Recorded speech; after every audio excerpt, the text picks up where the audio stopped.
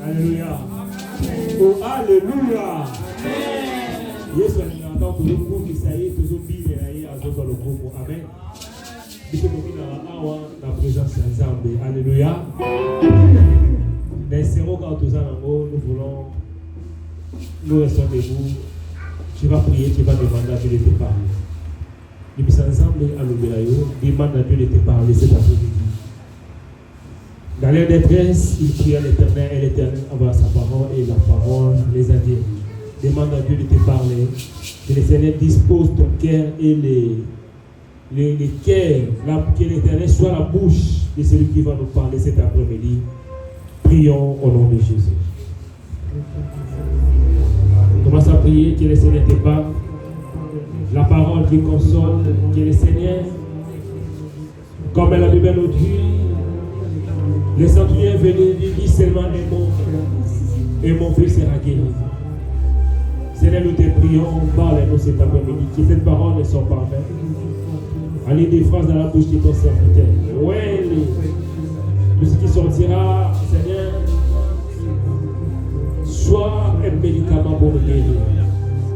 Instruis-nous, éclaire-nous, guéris-nous, parle-nous. Enseigne-nous, Jésus.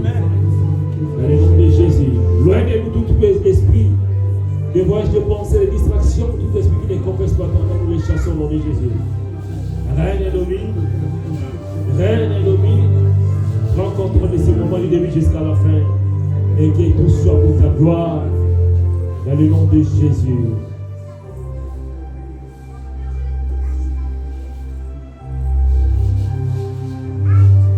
Oh Jésus.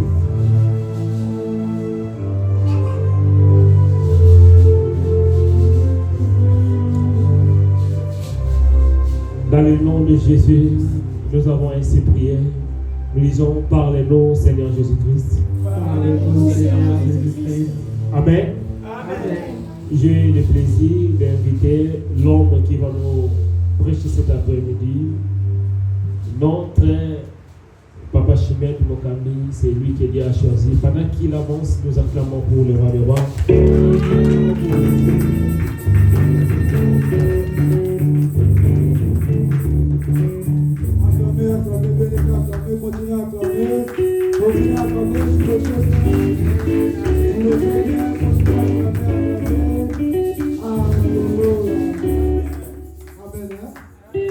Que le Seigneur nous bénisse. Amen.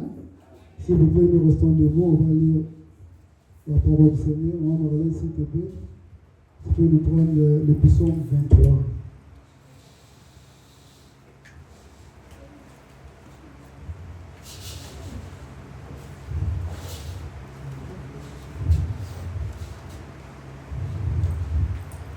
Psaume 23. Verset 1 jusqu'à 6. 23, psaume 23, nous commençons dans le verset 1 jusqu'à verset 6. Psaume 23, verset 1 jusqu'à verset 6. Je lis au nom du Seigneur. Amen. Psaume 23, verset 1. Cantique de David. L'Éternel est mon berger, je ne manquerai de rien. Il me fait reposer dans de verts pâturages. Il me dirige près des eaux paisibles. Il restaure mon âme et me conduit dans les sentiers de la justice à cause de son nom. Quand je marche dans la vallée de l'ombre de la mort, je ne crains aucun mal car tu es avec moi. Ta houlette et ton bateau me rassurent. Tu dresses devant moi une table en face de mes adversaires. Tu oins d'huile ma tête et ma coupe déborde. Oui, le bonheur et la grâce m'accompagneront tous les jours de ma vie. Et j'habiterai dans la maison de l'Éternel jusqu'à la fin de mes jours. Amen. Hein? Parole du Seigneur. On peut regarder nos places. Amen. Hein? Est-ce qu'on peut acclamer pour Jésus? Acclamer bon moment.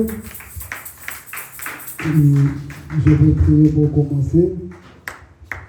Seigneur notre Dieu, qui suis-je devant, Seigneur notre Dieu, ton peuple pour parler de ta part, ce n'est pas pour ta grâce, Seigneur notre Dieu.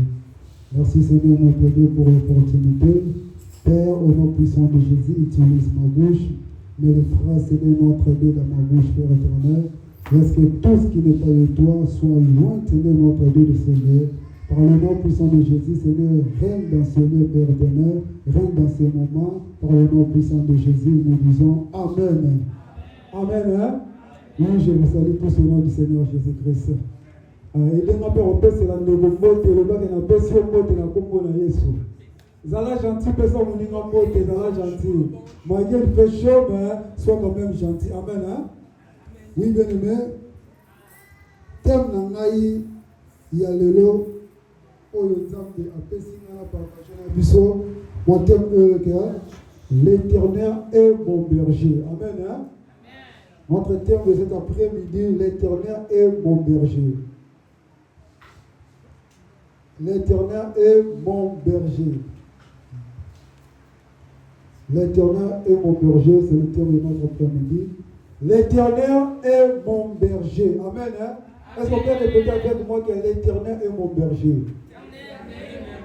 Amen. Bien aimé, je vais dire à quelqu'un cet après-midi que l'Éternel est ton berger. Amen. Hein? Oui, bien aimé, ici c'est le psaume de David. C'est David qui dit que non, l'Éternel est mon berger. Bien aimé, qu'est-ce qui est un berger? Et qui est un berger? Amen. Hein? Bien aimé, un berger, c'est quelqu'un qui prend bien soin de ses brebis. Amen. Hein? Berger, c'est ça qu'on appelle un berger. Berger,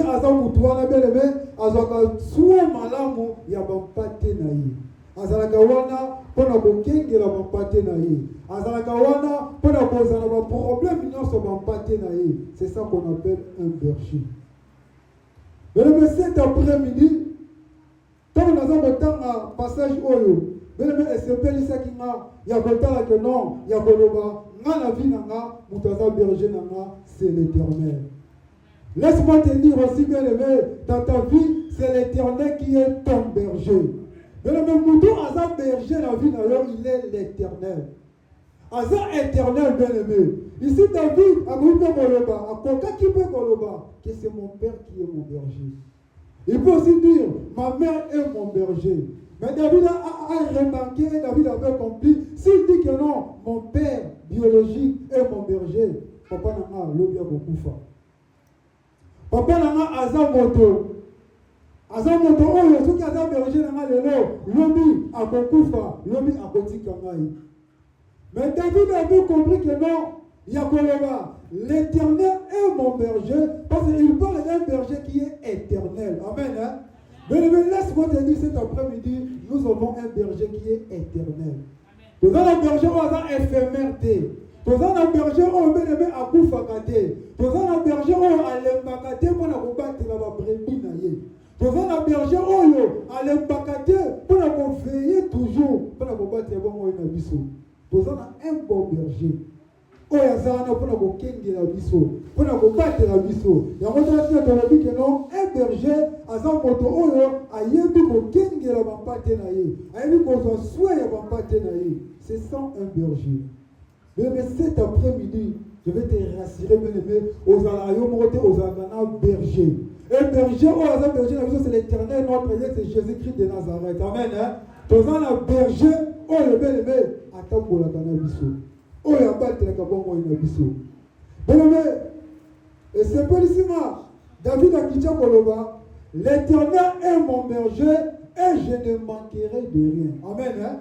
David a dit, Éternel a sa berger dans. Je ne manquerai de rien. Pourquoi il ne peut pas manquer de rien? Parce que c'est lui qui est son berger à tout. Amen. Hein? Mais laisse-moi te dire cet après-midi. Moutou a sa berger dans yo, a sa nyoso o yo sa koluka. Azala nyoso o bien aimé o zo zangi sa kimia. David a dit, l'Éternel est mon berger, je ne manquerai de rien. Donc à cause de pour mon côté. Mais cet après-midi, l'homme on dit o zo tungisa yo. Berger na yo azana mo bien aimé. Et l'homme on dit bien aimé o zo zangi sa kimia. Ton berger azana mo. David a dit, mon berger azana et l'homme pour mon côté. L'Éternel est mon berger, je ne manquerai de rien. Mais aux ans de l'homme pour mon côté. Mais ce qu'on a berger au Seigneur Jésus-Christ, bien-aimé, au kozangelo comme côté. Tu ne manqueras pas. Nyoso oyo za ko luka bien-aimé, berger na yo azanango.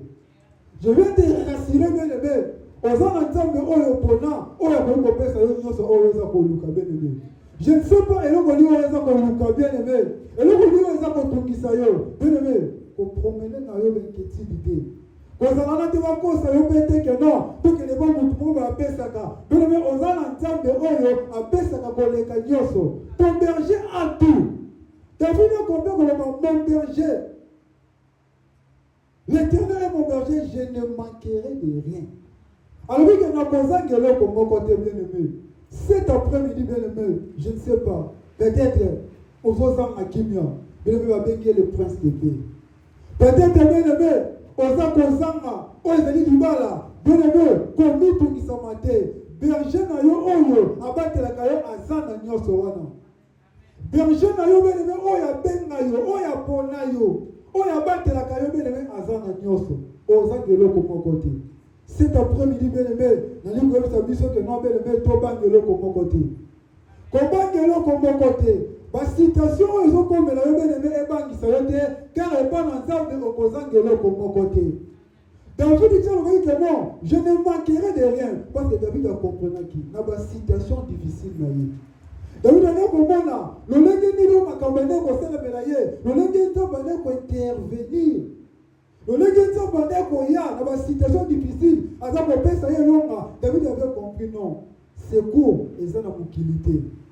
Secours eza ko ta mokilité. Et le on a na zo luka David, na ko zo ba ta mokilité mais ko zo ngo pa ya nzambe. Mais laisse-moi te dire bien-aimé, et le ko on a notre luka.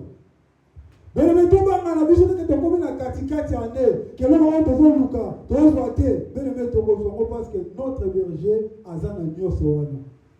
Bien-aimé, je ne manquerai de rien. Non, ça que l'on comme côté. Mais à Bakise Koloba, il me fait reposer dans des verts patriages.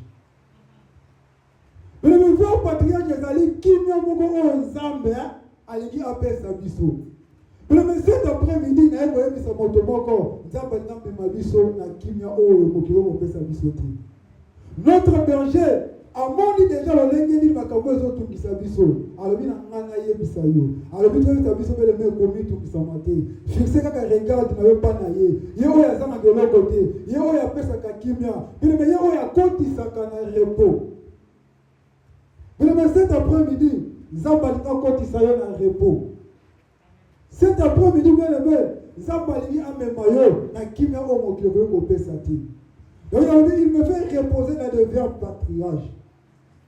Bien-aimé, Kozang na kimia te, comme cet après-midi, l'Éternel m'a dit de te dire, bien-aimé, azoko qui sont en moment où il y a repos.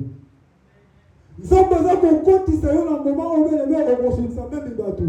Comment tout qui s'en maté, bien-aimé. Comment tout qui s'en maté. Zana kimia, papa te le prince de paix peut être kimia, azana yo, yo nande azal berger na yo. Yo nande azali berger na biso. Bien-aimé, kobangelo comme côté. Kobangelo comme côté. Je ne sais pas l'on dit aux autres qui ça yo. Peut-être si oya qui a bien aimé ozangi kimia. Peut-être na butu onalité, oza komi tout qui ça. Bien-aimé, laisse-moi te dire, nzambe na biso oyo azal berger na biso, azana kimia oyo za kozanga. Mais cet après-midi, il a côté son Kimiona. David a dit ça Koloba, il restaure mon âme. Alors le Seigneur, il restaure mon âme. Mais la restauration, David a dit Koloba. Et c'est que Nzambe a dit sa mission et guérison. Amen. Nzambe a dit la guérison, peut-être bien aimé, aussi aux Anna, motema na yo, tout ma kambo, les gens salame la yo bien aimé, aux Akomona que non, il y a silipo nanga. Vous savez comment la non, ah, mais est-ce bien aimé, cet après-midi, le Seigneur a donné pour restaurer la vie. Mais même temps, ça y est, la restauration de l'Éternel, bien aimé, et il y a quand même aimé, au moins maintenant, nous avons dit que non, a commis faible, a commis affaibli. Mais laisse-moi te dire, mais tout le Job a connu Bisayo. Job, dans le Dieu, son bout Isaki. Même moi, si d'ailleurs, le Job a fini en Zambé. Mais Job le cœur a yembaki, mon donné combattre la ye. Job le cœur a yembaki berger na ye. nani oyo azalaka na ye Job avandaki kimia mpe Job azwaki restauration na Nzambe.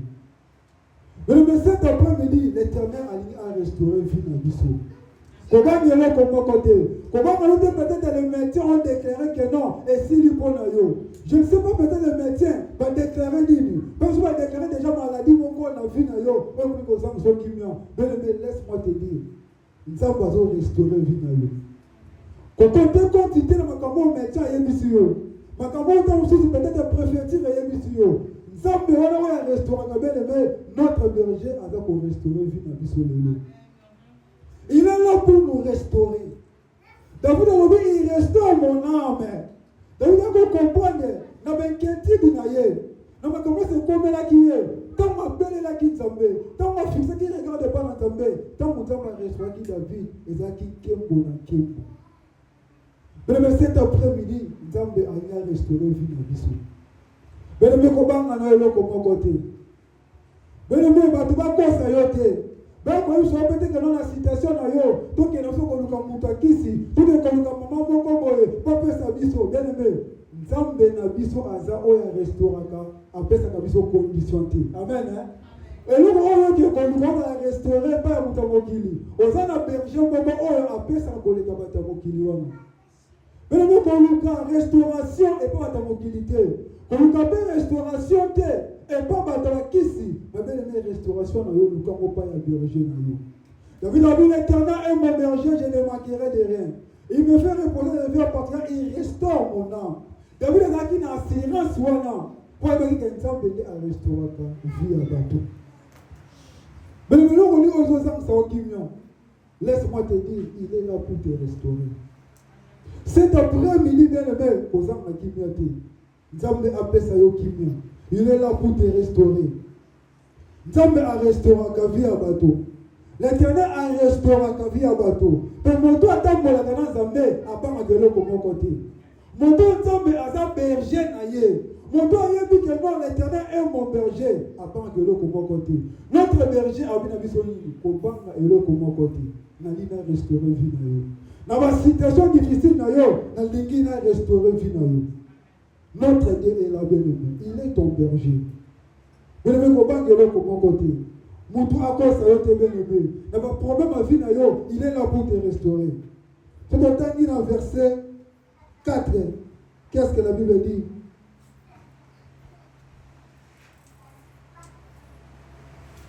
Excusez-moi.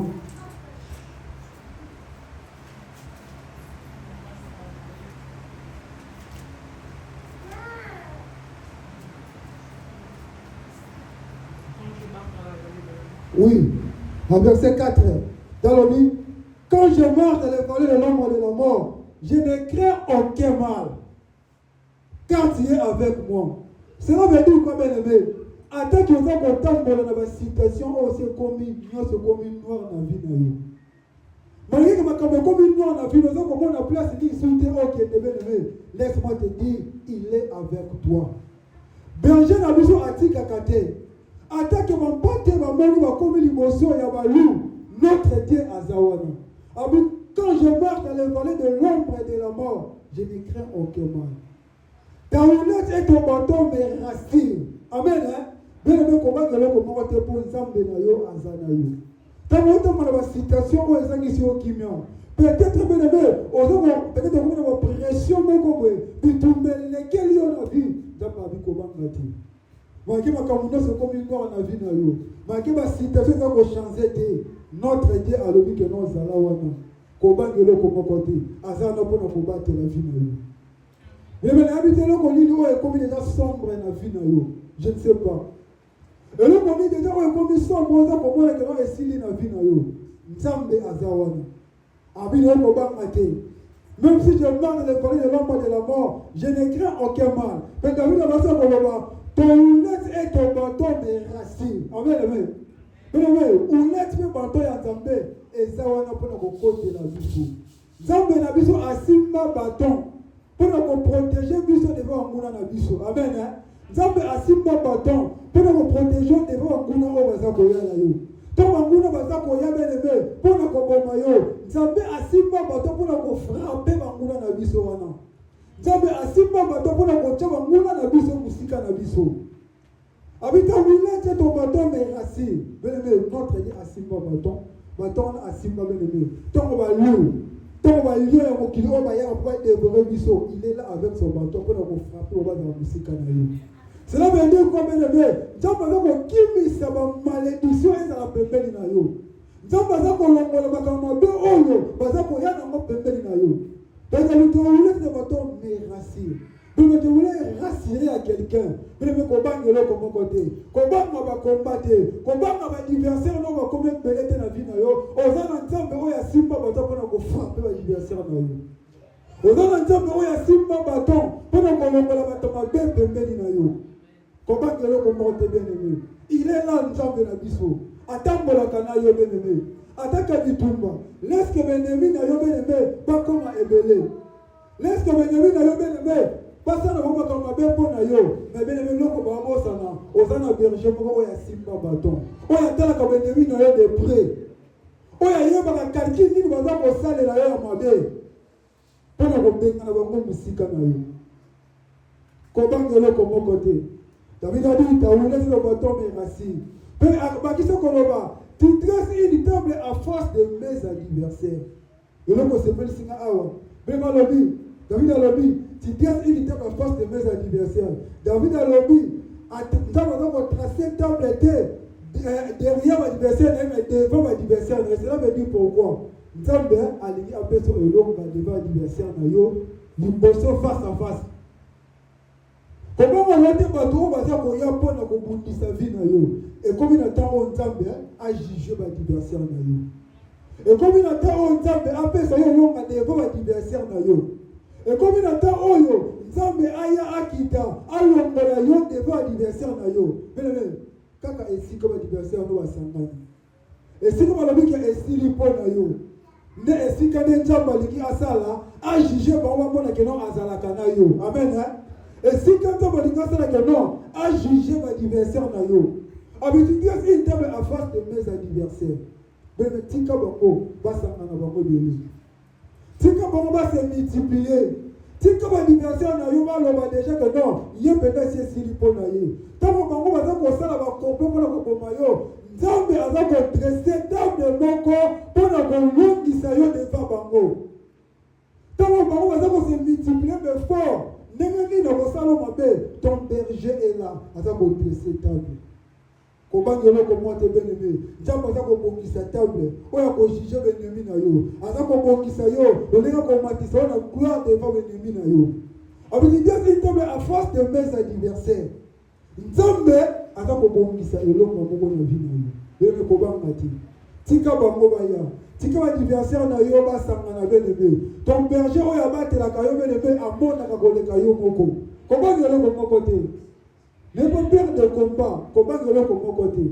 Tant qu'on va savoir comment on dit ça, Nzambe be azawana. Et comme on a vu dans tout le monde dans le roi de nom, Nzambe batiki biso. Et voilà un moment moko boye, bitumbeleki na vie na yo. Au moins sikanya ko bimelate. Laisse-moi te dire bien aimé, tant qu'on va biso pasi, Nzambe aza berger na biso azalaka na biso. Peut-être yo oza comment na bien aimé comme na suka, azanta baza ko dresser. Aza ko bongisa elonga moko devant vie na yo. Tant que combat comme Melio ma casse na vie na yo bien-aimé, et ça tant que Nzambe aligi amoni sa présence na ye. Et ça tant que Nzambe aligi a juger bien-aimé na yo, attends ça que non, yo ozalaka o ye apona yo. Bien-aimé ko bangelo ko mokote. David a ko loba ti wen bil ma tête et ma coupe de bord. Cela veut dire quoi? Na ko loba na batu o Nzambe apakola bango. Nzambe o aza berger na yo bien-aimé atika yo pa matin apakola yo na mafuta na ye. Cela veut dire quoi? Si autant pour la bien aimé, autant pour la onction dans Nzambe. Autant pour la pouvoir dans Nzambe. Nzambe a pas kola biso na huile na ye. Cela veut dire quoi? Moi Nzambe ko banga abangati. Na lobe la mutu moko oyo berger na ye a pas kola onction, ko banga abangati. Ata devant malade, mais le semble pour malade barolika. Ata na ndako no likambe ko wali mwana na malade na butu. Mais le ko banga te berger na yo oyo, azalaka na apesa yo pouvoir. Après ça, il pouvoir avoir vie na yo. David a dit, si moi, je ma tête et ma coupe de bord. Cela veut dire quoi? Zamba pakola yo, berger na yo azalaka na yo mpe atondi so na molimo mosantu oyo kobanga eloko moko te oyo beleme kobanga eloko moko te kobebisa oyo ezali kibonzambe na yo te na kobanga kobebisa kibonzambe na yo te na kolobaka non nakende boye yebake beleme oza mwana nzambe oza na pouvoir devant bakomba oza na pouvoir devant bamaladi moko mpona mwana na yo mpona vie na yo berger na yo awenda na oyo okoki kosambla mpe mpona yo moko oliki beleme kobanga eloko moko te kobanga eloko moko te oza weya nzambe notre berger oyo azali protecteur na biso apesa biso oyo ezali onction na ye david akiti na koloba oui le bonheur et la grâce m'accompagneront tous les jours dans ma vie. Cela veut dire quoi? C'est la bénédiction. Nzambe oyo aza berger na biso oyo aza na nyonso apambola biso na batutu sorti ya babénédiction. Mpe bénédiction na nzambe ntango oyaka beleme ezalaka na chagrin te. Yango David aza koloba bénédiction na nzambe ekotambola na ye chaque jour na vie na ye. Beleme eza malamu ya kobengama mwana na nzambe. Eza malamu ya kozala na protecteur oyo ezali berger na biso eza nzambe. Pamba te notre Dieu oyo aza na nyonso bien aimé ata nzambe anapesa biso bénédiction oyo ezalaka na chagrin te. David alobi bonheur en nzambe ekoaccompagner ye tous les jours na vie na ye. C'est la bénédiction de l'Éternel qui enrichit. Et il ne se fait souffrir d'aucun chacun. David a compris que tout nzambe apambolaki ye chacun ezali sauté na vie. Cela veut dire quoi bien aimé? Kobanga eloko moko te okomi na saison oyo nzambe apambola yo okomi na saison oyo nzambe arestore yo bebelebe lipamboli na nzambe ntango oya na vi na yo okobosana nyonso oyo bebelebe ebandeki kosala yo mpasi. Notre berger oyo apambolaka biso na batutu sorte ya babénédiction beleme kobanga eloko moko te bénédiction na nzambe eza wana na vi na yo ekomi ntango yo oviva bénédiction na nzambe. La bénédiction oyo kotala esi makambo oyo ya kala te beleme la bénédiction de l'Éternel est là na ye na providence lelo mpona korasire na motu moko beleme kobanga eloko moko te restauration nyonso toza koluka notre berger aza nango beleme osala erreur te ya kondimela nzambe oyo aza berger na yo osala erreur te babenga yo mwana nzambe oyo miponaki nzambe azala berger na yo pamba te na berger na biso aza na nyonso nzambe na yo oyo pona nzambe na yo oyo ndimela oyo apona yo c'est lui berger na yo oyo abatelako na nyonso beneme alobi na yo kobanga te alobi aza wana mpona korasire oyo ezali sécurité na yo asimba oyo ezali oulete na baton mpona koprotege vi na yo mpona kobengana banguna na mpe mpona kozongisa yo na nzela kobanga eloko moko te motu moko te aloba nayoki esili mpo na yo motu moko mpe te adécourage yo motu moko mpe te aloba nayoki nata yo osalaki likambo bokoki kozonga nzela te non bien-aimé notre Dieu asimba baton mpona kozongisa nga na mpe na nzela motu moko te bikosa yo alobaka no te yo oza moto masumu oza moto mabe okoki koteya te mpo na nzambe okoki kosala te okoki kosala makambo nzambe te bien-aimé notre Dieu baton oyo nzambe asimba eza mpo akotela biso litumba mpe azongisa biso na nzela na ye.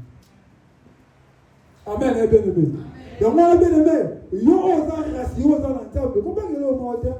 Mutu ba kosa yo te. Mutu ba ba no te que non, alba no vi na yo ya kalate. Pamba te, yebisa mutu na berger na nga, oyo asimba baton na nzambe ba azongisa nga na nzela. Donc on a ko kusombe de mekende liboso ta na nzambe. Kozonga no simate. Notre berger azalaka na po a juger biso te na mabe azalaka te motika biso na mabe bazalaka na po pousser biso toujours na malamu. C'est pour cela alongolaka baanniversaire na biso devant vie na biso asalaka tozala toujours ya ye azalaka toujours tondemere kaka epa na ye. Cela veut dire quoi? Il est là na kopesa biso nyonso oyo tolukaka bebe atoza koluka changement ya vie na yo ton berger est là mpona kochanger vie na yo. Et comme on a besoin d'appeler que non, on a un politique qui peut être mancaya. Le politique est un moussou, tu laisse-moi te dire, bien aimé, comme condamné. Ton berger, à Zawana, excusez, pendant qu'on l'a même dans ma paix, on l'a ton berger, à Zawana, pendant qu'on pèse sa yon, vraiment, on l'a koluka. Dans mon David, l'Éternel est mon berger, je ne manquerai de rien. Il me fait reposer dans des verts pâturages. Il me conduit. Nzambe wana nde mutu atambusaka biso. Berger ntango atambusaka oyo ezali babrebi na ye, atambusaka bango na angele nyonso.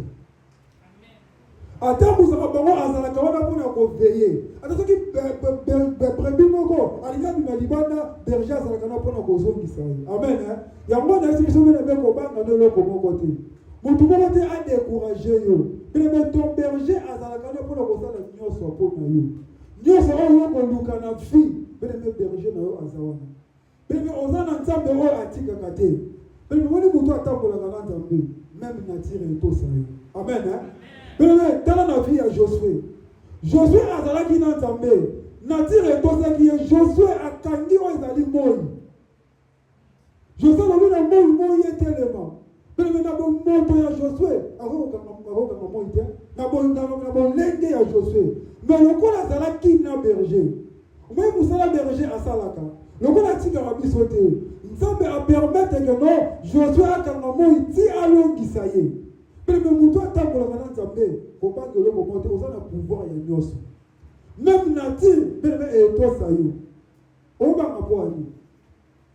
Obanga mpo na nini? Balobi no nini? Okobala te. Balobi no nini? Okobota te. Bene kobanga eloko te. Ton berger aza na nyonso oyo oza koluka. Okozanga eloko moko te parce que ton berger a tout oyo oza koluka. Eloko nyonso oyo koluka na vie na yo bene nzambe aza na nga. Nalingi na encourager biso tokanga makala na nzambe. Nalingi na encourager biso bene tokende koluka solution bato mokili te. Tokende koluka solution na bambikuli te. Mais tozala toujours bato toza epa na nzambe. Notre berger atikala biso te. Ateke mutu ya biso na situation na yo esi esili mpo na yo. Ekomela biso mutu atali pena yo pena namoni ke no osambelaka makambo echange te na vie na yo. Akokoya même kodécourage yo. Namona bino bosambelaka makambo ezalaka toujours mabe na vie na bino. Comment biso tosambelaka te tala kutu biso. Mais kana nukoyabo bene akosa yo. Amen. Papa te notre berger azana nyonso koleka oyo akoleka pesa yo. Omeno mokili nga proposer biso nzambe na biso azana ngondo sa pesa koleka bata mokili wana. Mutakosa na yo te. Mutambe mona bantira mabete. Papa te notre berger oyo azana keloko te azana solution ba nyonso ya vie na biso. Azana solution ya nyonso ba pesa biso nyonso oyo toza koluka. Beleme ko bangelo ko moko te. Ton Dieu est là dans la situation difficile à pesa yo longa. Tokomi na tango na biso ngana yo o tozala restaurer par nzambe. Notre berger, il est là pour nous la biso toujours bolam. Pour nous kolongola toujours biso na nzela ya mabe. Pour nous protéger biso devant l'adversaire na biso. Amen. Kobanga ba combattre beni. Kobanga bitumbate. Kobanga pe ba défi o ba pesi na vie na yo. Kobanga te mutu moko ya biso ta ba notre mabe kobanga te beni. Ozana berger oyo même si na bitumba atana ba noto nzambe azana yo. Alors bien biso na makombi na ya lobi que non, même si tu vois quelques breuvages mortels, cela ne fera pas de mal. Ozoma musala berger azana kama na biso. Soki azana yo ata on est poison de sel le kokoti. Ozana berger oyo protéger ka biso na nyonso. Ya mwana moni que non satana akokaki kondoma Job te pour Job azaki na berger moko wana ko battre la vie na ye. Ce qui nzambe aza kobattre la bene me oza na assurance. Ce qui nzambe aza kobattre la bene me oza na nyonso. Bene me cet après-midi na bisa bene me ko bangelo ko moti. Kangama na berger oyo aza papa malamu. Il est le papa le plus responsable. Aza berger oyo ale pakate. Dans un temps de bene me na tango nyonso tobe la kaye azaka toujours présent wana. Azaka toujours présent wana mpona kozala toujours na solution ya vie na biso. Pour même à l'objet de biso que non, na détresse na biso on nous tout plairait. Abi dans ta détresse invoque-moi. Abi que ma détresse est comme la yo. Abi que ma combat comme la yo. Ma l'objet na détresse ma combat belle langa. Nous avons un numéro de Dieu dans Jérémie 33. Alors invoque-moi, je te répondrai. Je t'annoncerai des choses cachées. Amen. Hein? Belle langa. Oh numéro na comme quand on permet de se liberté. Numéro d'Anzambé 24 heures sur 24 heures et les 4. Cela veut dire quoi? N'a pas de difficulté, ton berger est là. Belle l'Anzambé, Kobagelo, Komo côté, ça va toujours du bosson d'Anzambé, Bébé Benketi, ma citation, mon kilé, Bani Sayote, pas battre ton Dieu est là. Notre berger, il est là, le papa le plus responsable. Oh, il y a ça la mission, là, vous collèguez, papa, la mission, mon kilé. Amen, hein? Bien-aimé, je te rassure que aux Akayo, monter aux Akananzambé. Cet après-midi, nous avons fait un peu de temps pour la berger. Tout temps pour la berger, ça la mission toujours malade. Tout temps pour la berger, à restaurant, toujours vu la mission. Amen. Rassure-toi, bien-aimé, que aux Akayo, mon côté. Rassure que toi, que non, quand il y a des Akaboye, Vinanga et des bananes, et des bananes, un papa, et des bananes berger, mon corps, qui est éternel désormais. Autant pour la Akayo, mon côté. Amen. Nzambe apambola yo, Nzambe akokisa oyo ezali posa motema na yo, oyo azali berger na yo. Est-ce qu'on peut fermer les yeux pour prier? Est-ce qu'on peut acclamer d'abord les gens à travers? On va prier. On va prier. Naliki obo de la belle-mère. Oye bisa Nzambe. Je ne sais pas les Camerounais oyo eza kotongisa vie na yo. Le bana Nzambe nkolo yo lobi na biso lelo ke no yo noza berger na vie na biso tokozanga eloko moko te. Bana kosambela epa na Nzambe na likambo oyo eza kotongisa yo bana kolobaka na Nzambe amimonisa. Prions au nom puissant de Jésus. Seigneur notre Dieu, c'est toi notre berger. Père, olobi na nga na kozanga eloko moko te Jésus. Kolo na bondeli na kombo na Yesu Masiya Père. Nzambe na ye liboso na yo kolo salanga bola Père éternel. Seigneur, dans une citation où ils ont posé mais aujourd'hui, c'est notre Dieu, il n'a s'inquiété. Aujourd'hui, c'est notre Dieu, il y a osé berger, il y a osé angelo comme côté. Dieu sera là, le Lukaka, et c'est notre Dieu. Si tu cherches la paix, tu es le prince de paix, Seigneur, donne-moi la paix. Si tu cherches la guérison, Seigneur, notre Dieu, Père. Tu es le métier par excellence, donne-moi la guérison, Père éternel. Kolona kombo na Yesu. Papa son maman kombo na biso. Kolo kota li kombo na biso tolonga. Seigneur na kombo na Yesu. Seigneur au nom puissant de Jésus. Na kombo na Yesu Masiya. Au nom puissant de Jésus. Kolo kota li kombo na biso Nzambe. Mon amour kombo na biso par le nom puissant de Jésus. Par le nom puissant de Jésus. Na kombo na Yesu Masiya. Alléluia. Amen, amen, hein? Je laisse les paroles à passer Jérémie. On peut acclamer pour le Seigneur à travers la vie.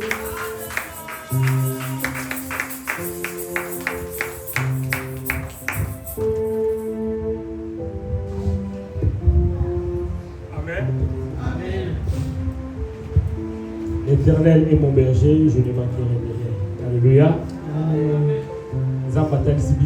Quel que soit ma problème, quelles que soient les difficultés, quelles que soient les réalités, n'ayez pas peur, car Dieu est notre Père.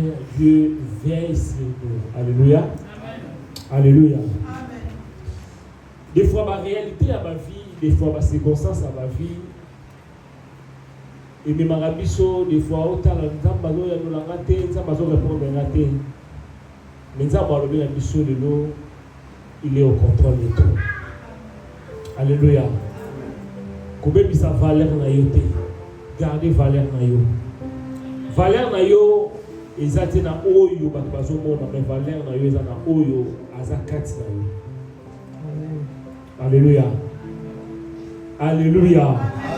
Oyo azakati na yo nde azoloba na okobana te. Baloba na Nzambe balobi na biso bafi na lobi, même quand je marche, même quand je traverse la vallée à ombre de la mort, je ne crains guère. Alléluia. Amen. Donc, pas que l'on monte pour traverser. Peut-être, au traverser ma réalité moins compliquée, l'étape moins compliquée dans la vie. Mais pour pas que l'on monte. Alléluia. Amen. Alléluia. Mon niveau, ils ont bon. Ils ont combien? 10 euros. Amen. Bon moment ils ont beau valeur na ngo yango. Ata na fini yango, déjà on a fini bon ngo. Ils ont combien? 10 euros. Oh, ils ont combien? 10 euros. Et Nicolas Sani, dans la vie ata ba problème et bouki humilier yo. Mais valeur na yo oza na mo perdre na côté. Mais bon ozo to tourner à moto katiamo de perdre valeur. C'est-à-dire que pendant que vous avez la vie, vous avez la valeur. Ceux qui ont des vies, ceux qui ont des macabona ici, vous avez la conclusion de la vie. Mais dans ça, adresser table à face à l'ennemi, à face à l'adversaire. Vous allez confirmer que la réellement réellement qui a raison, réellement ça. Amen. Est-ce qu'on peut acclamer pour Jésus?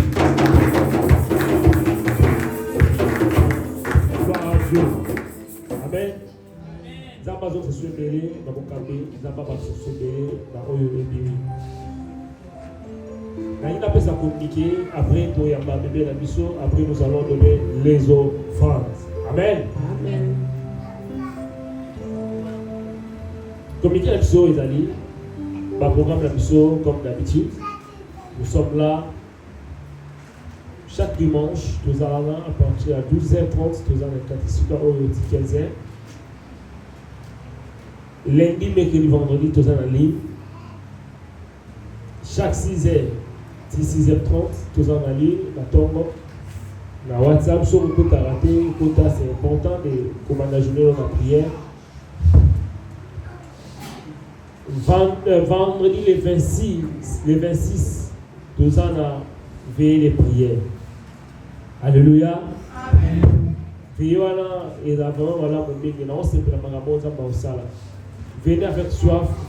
avec soif de prière. Nous sommes dans la OSICA. Marier, prévenir, c'est Nanzela, afin qu'il y ait mais ça sera quelque chose de bien. On va vraiment prier, on va adorer, on va louer. Vous avez un témoignage, vous avez un cantique individuel, Yaka. Tout ça, mais là, il y a qu'à témoigner, il y a qu'à le Seigneur ne manquera pas vraiment de nous visiter. Amen. Amen. Amen. Donc voilà, tu vois, en fin du mois, nous devons payer le loyer. Ceux qui ont participé dans le loyer. Et pour ceux qui ont, n'hésitez pas à participer afin de profiter du loyer. Les 3 dimanches, 3 mois où il est qui, c'était pour vous difficile, vous payez les loyers. Difficile, pourquoi? Parce que tu fais dans la date, tu continues en même. Dans le bon bichot. Ceux qui n'ont pas bon, n'hésitez pas. Dimanche, les Kanaka, moi, les Kanaka, là, vous avez banda. La baignée, c'est donc tu as un bon loyer et qu'on va soutenir l'église. Mais il y a un problème médiaté. À ce là où il ne repart pas ça. Pour te foutre à loyer. Parce que yo peut-être gros en avant. Il y a ça les ambitions sur le samedi. La bonne émission tu as une conscience. Quand on soit là on va s'appeler la mission de mon amour qui est le bois c'est pour payer aussi tous à gagner ba million. Sans ça fidèle la maman qui était ça me paye moyen peu sur maman de mes alati. Penser dans soutenir l'église. Penser dans soutenir l'église. Ça va en protéger pour réparer dans ma de Belé. Amen. Amen. Gloire à Dieu. Tous les gars qui te y a c'est un épisode de morale, la coupe dans mon dernier. Pour nous présenter moi l'église. Pendant que va pour avancer, pour bételier sur ma bonne.